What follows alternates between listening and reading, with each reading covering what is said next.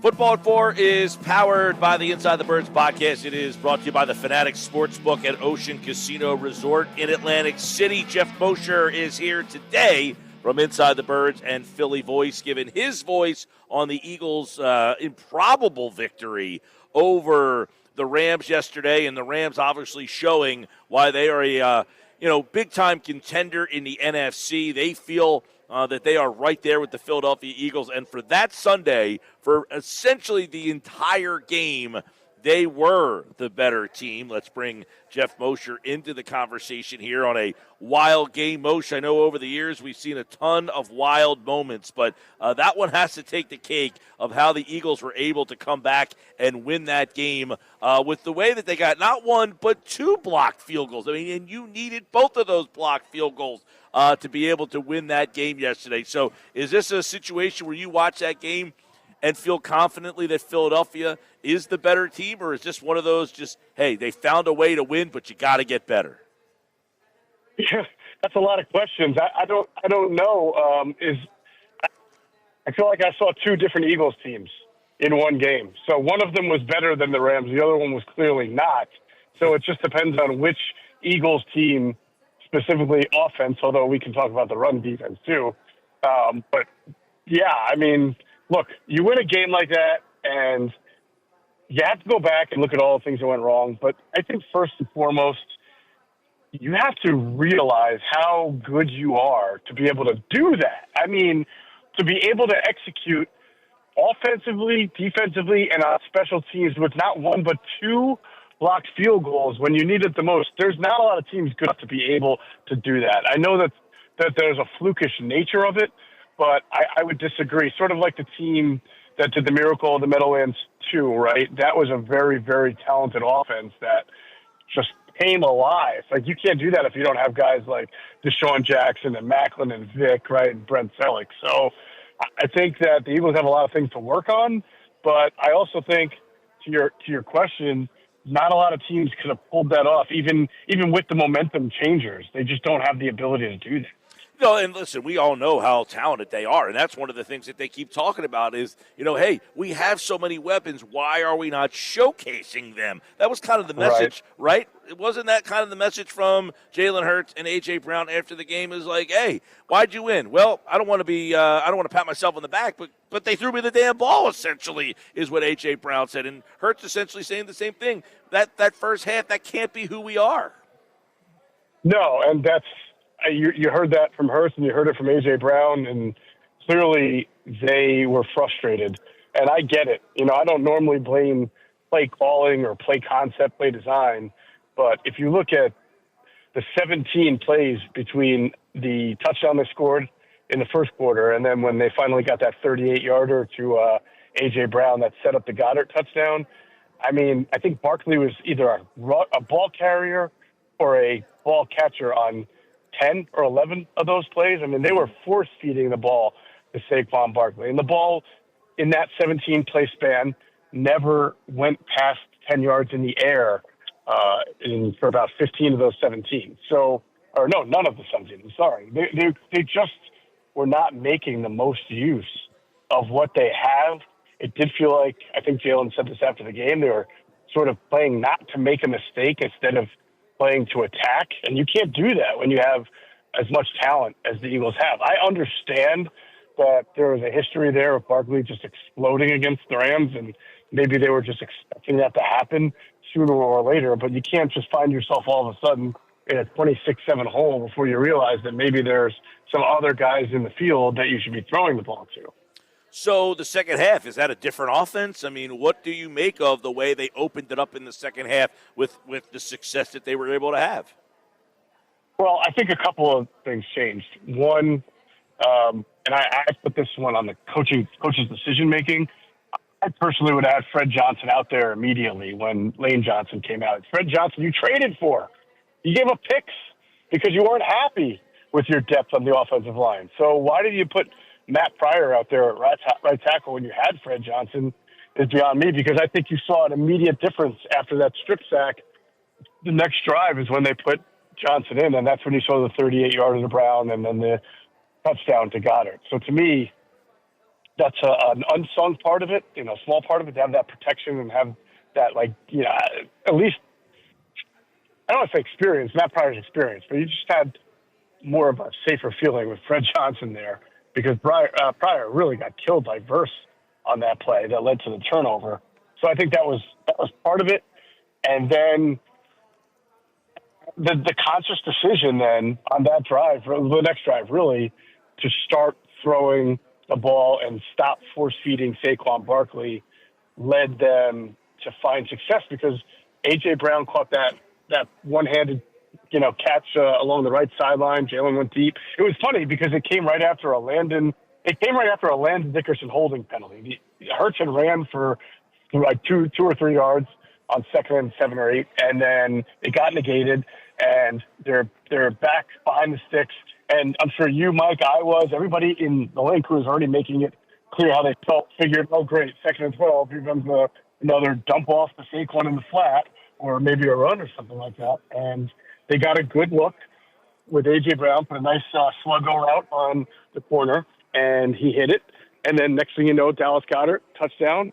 And, obviously the change was that they felt like they needed to throw the ball to other people and get the entire pass offense involved. So what does this say about their offense now? What do we learn about the offense and what it can be? Because what we've seen the first 3 weeks is, you're skating by against a Dallas team that's been shredded defensively. I mean, their defense is not good, and you struggled to move the ball and score against that team. Kansas City has a better defense, but obviously you had to crawl and scratch to score against that team. And then yesterday, obviously for the first half, you could. So I know it's small sample size 3 weeks in. What do we make of what this Eagles offense is? Great question. I wrote about this on Philly Voice. To me, it's a streaky offense, and it's not the same as last year because Barkley he's been featured as much. He just hasn't had the big explosive runs, and they finally got some explosive plays yesterday in the second half. But I don't think the offense, for all the talk of a new iteration of it and new concepts that will be sprinkled in to kind of keep it fresh. They wanted to take last year's concepts and just add a little bit to it. I can't say I've seen anything added. In fact, even when they were doing well, if you look at the plays, the A.J. Brown catch, 38 yards, the Dallas Goedert catch, 33-yard touchdown. Devontae Smith had a really nice 16-yard catch on the left side deep dig, right? Those are all plays that the Eagles typically run. I think that they are no different than last year conceptually.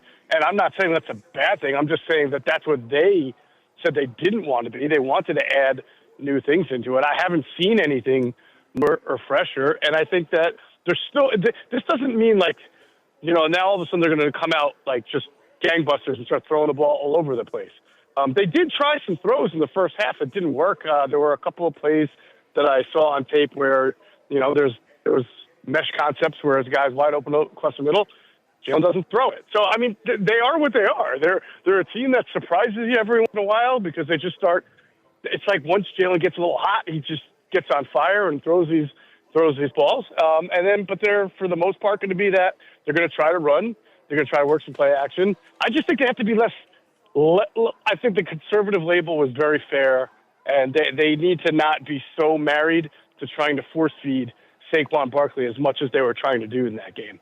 All right, Geoff Mosher, Football at 4 from the Inside the Birds podcast, InsideTheBirds.com, and check out his reactions over at PhillyVoice.com. And, a lot of the stuff we're talking about is on the offensive side of the ball, but the role that the defense played in kind of giving the offense a chance to get back because, they kept holding them to the field. 3 field goals in the first half. And that was the one thing I observed at halftime was, I'm sitting there watching the game. It was me, my dad, his law partner, and we were sitting there, and he's saying the defense hasn't been very good. And I'm like, well, they're kind of giving you a shot to stay in the game here. They kept it within reach, but I guess you just never felt the offense. But the defense really changed in the second half. Yeah, it did. And I would amend your statement a little bit to say that and this is kind of sort of splitting hairs, right? I don't know if it was the defense was keeping them in the game or it was just Matthew Stafford keeping the Eagles in the game because I thought he missed at least 5 or 6 throws. Yep. That there was no pressure, but I will say maybe the perception of pressure forced his clock to be sped up a little bit. And if that's the case, then, you credit the Eagles, because if you can win the intimidation game, that's a win. That speaks to your talent level and what you got. And, he's faced them a couple of times now, and he's taken some hits and, in both games last year. And this year, he didn't take as many hits, but again, that's because I thought he was sort of hurrying a bunch of his throws. There were like 5 or 6 throws that I circled in my notebook the game. I'm like, that's a throw that Matthew Stafford usually makes. And so he left points on the board. He said it after the game, too. He completely acknowledged that he left points on the board. No, that's right. I mean, he definitely left some points out there and missed some throws. Stuff that the Eagles did capitalize on. But the fact that they held them to the 3 field goals in the first half, that was an underrated part of this whole thing, is because if they scored more points in that first half, you're not able to, you would have ran out of time had they converted some of those. And I also thought a play in the game that was interesting was 4th and 2. The Eagles blocked the field goal. The fact that they even attempted the field goal there, because it still made it only a 1-score game, even if they make the field goal. Yep, that was huge. I thought, I agree with you on that. I also thought 2 Jordan Davis plays that were not field goal blocks were pretty huge. The 3rd and 2, yeah, where he chased down Matthew Stafford, and of course the 4th and 1 on Kyron Williams. I mean, he had 4 plays. If you take, I guess really Jalen Carter gets credit for the first. The 4th and 1 play gets lost in the sauce because you go 4 and out. Right. But it kept them from scoring. You saw how quickly on their last drive that they moved down the field and were able to get in field goal position. So I just thought Jordan Davis single-handedly almost, won that game for them. It's a complete transformation for him, too, by the way. In that before, you were always talking about him being somewhat of a disappointment, and are they even happy with the role that they have with him? And now here's a guy who, by the way, correct me if I'm wrong, is he a free agent at the end of the year? Or is he, the 5th-year option they picked up, but he's a free agent at the end of the year, right? He is not a free agent at the end of the year because they picked up his 5th-year option. This is just year 4 for him. Okay, so they picked up the 5th-year option so that he's here again next year. Gotcha. But, he played obviously as usual. Yeah, I was going to say he's also on a better price, and more of a discount on the 5th-year option, because he's like a Tier 2 5th-year option. I forget what year that this started, but, the 5th-year option is different based on what you already accomplished. So I think if he was like a 4-time Pro Bowler, it would be a lot more expensive.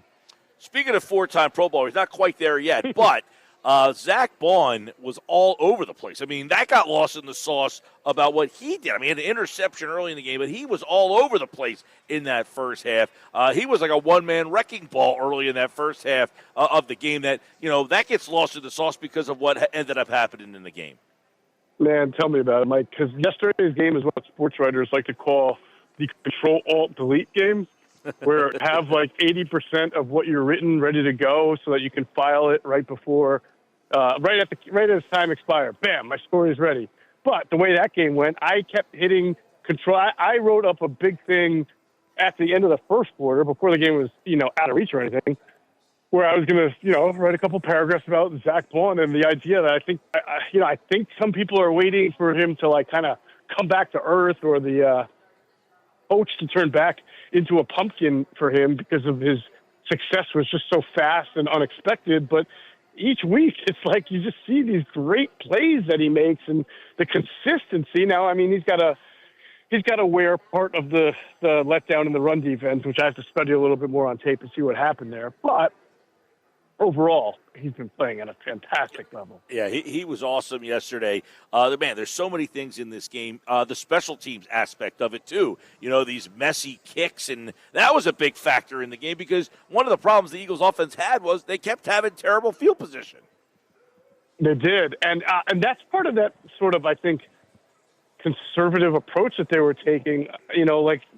Man, everybody hates seeing when you run the ball on 3rd and 17 or 3rd and 15, but that's kind of what you do in those situations when you're backed up in your own end zone because of bad field position. You're just trying to get out of there. Mm-hmm. They were trying to get Barkley to get him even if it wasn't one of the big runs, just give me like a 12 to 15-yarder, Saquon, right? And let me get closer to the middle field where I can then get my receivers out and comfortable. They seemed very uncomfortable being backed up in their own end zone and not wanting to make the same mistake, I guess, similar to what Matthew Stafford made on his opening possession. But it certainly changed the way they went about their business. Now, the kickoffs, right? So the kicker for the Rams is one of these kickers. There's the whole kickoff format's new with the dynamic kick. So kickers have been trying to do this thing called a knuckleball kick, where they kick with less spin, and so it kind of floats, right? It's like trying to hit a changeup, and this time you're trying to catch a ball that's not spinning the way you normally spin. So I can understand one mishap, right? Until you're like, oh, because you can't practice against it unless your kicker does it. But 5 is just crap. I mean, that is ridiculous. Those guys should be embarrassed by how bad they were and how detrimental to the offense and field position they put their team in. I mean, this is not rocket science. I know I've never been there and been out there and done it, but I guarantee you the coaches are saying the same thing to them. I'm like, come on. I get like 1 or 2 blips, but 5? That's a little ridiculous. Yeah, it was perplexing of what was going on yesterday. And a lot of the kicks were – Bigsby had a problem. Mechie had 2 problems. I mean, it was every kick they could not field cleanly, and that kept putting them behind the 8 ball there.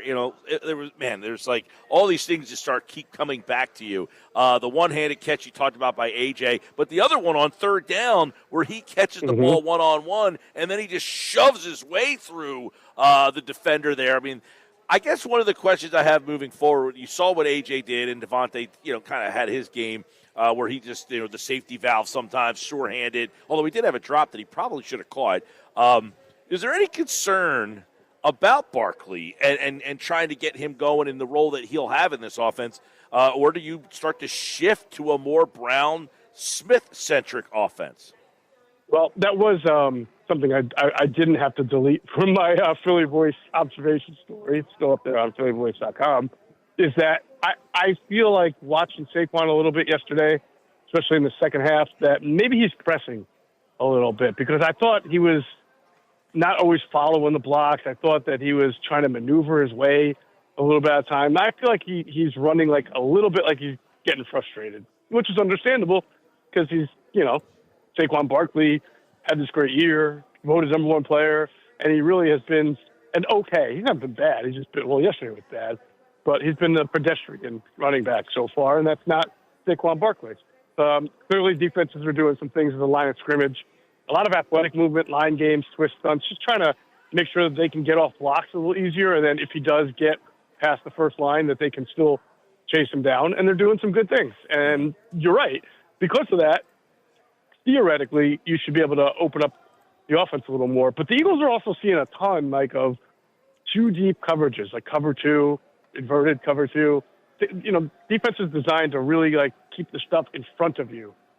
So I don't know that the Saquon Barkley struggles right now are going to make them just all of a sudden be able to throw the ball over the top a lot. But I think there is a lot of space in the middle of the field. And I just want to make this clear because sometimes we talk about Hurts' reluctance to throw the ball in the middle of the field. His reluctance is to throw the ball into tight windows. But there were some really good opportunities yesterday, whether it was a one-on-one or like the deep dig to Devontae or mesh routes. There are guys who are open in the middle of the field that he's more than happy with throwing the ball to, as long as he sees it. Yeah. Sometimes he misses it, but when he sees it, he will pull the trigger. Well, the touchdown to Goddard, 33-yard, he ripped it down the middle of the field, wide open. Certainly did. Good example. Really, and the 16-yarder to Devontae on 3rd down was a good one. The one that you mentioned that A.J. dropped, right? That was an under-center play action, which is very rare. The Eagles go under-center and then run play-action pass off of it. I thought that after watching it, that Hurts should have thrown it a tick earlier because he allowed Quentin Lake to kind of close quickly and then hit A.J. as A.J. was trying to catch it. Now, still a ball A.J. normally catches, but throwing a little bit earlier, I think he has a chance to maybe even wiggle out before Quentin Lake can hit him. Last thing I want to ask, pass rush. Hunt, Smith, Za'DariusSmith, Nolan Smith, the pass rush. What did you think, about their ability to you mentioned that Stafford missed some throws with the perception of a pass rush, but was there enough pass rush? I think the easy answer right now is no, there was not. And I'm not saying that's an incorrect assessment, but what I am saying I'll have to go back and look. But if you were to say what's the best thing about the Rams offense yesterday, you would say it did what? Protected. Well, I mean, more so how they moved the chains. They ran the ball extremely well. They ran the ball well. We talked about this earlier. Corum averaged almost 7 yards a carry on you. Williams had a good game as well. They just kept getting chunks of yards. You know what's cool? I wrote last week a story on Philly Voice. I'm really plugging my stuff today. But I do a weekly column called Know Your Enemy. And a little Rage Against the Machine reference. But it's a story about what to watch for the other team that's not obvious. And I wrote a whole thing about how Blake Corum has started to slowly get integrated into the Rams offense. And I showed a few plays where they use him. And he's got a little bit more explosion, I think, like a little bit more juice than Kyren Williams. They're both, like, neither of them are both high-class athletes or world-class athletes. But so when I see that happen and, you saw him break off some good runs, I'm like, yeah, I felt validated. But my point in bringing that up was you have to be in a pass rush situation for your pass rushers to really go to work. And the way the Rams were moving the ball on the ground, they didn't. I have to go look. I don't know how many 3rd and 5 and longer that they faced throughout the game. And when they did, I do think it was more Stafford missing than Za'DariusSmith or Jalen Hunter or anybody else really putting pressure on him. So, I mean, I don't think the pass rush was great, but I really think it's also harder when a team is running the ball down your throat that way to really go and tee off on a quarterback. All right, good stuff. By the way, Rage Against the Machine, I made a Rage Against the Machine reference on my Instagram Friday night. I had a beer called East of the Sun, and the music I used for it was People of the Sun. No. Yeah, I like it. Good stuff. All right, Geoff Mosher is back on Wednesday. We'll do a Mosher mailbag with him on Wednesday as well. So get your questions in on the text board at Mike Gill Show. Geoff Mosher from Philly Voice and InsideTheBirds.com. The Inside the Birds podcast is out on all podcasting platforms, recapping the Eagles' win over the Rams, a wild game that people will be remembering. By the way, you talked about the miracle at the Meadowlands earlier. They had the same uniform combination. White jerseys, holy cow, green pants. Well, maybe they should not wear that anymore just to save everybody the agita. I'm guessing their winning record in the other uniforms is pretty good, too, and without all the drama. The last time, yes, they wore 15 years ago was the last time they wore that combination. All right, Moshe, we'll talk to you Wednesday, man. All right, man. Take care.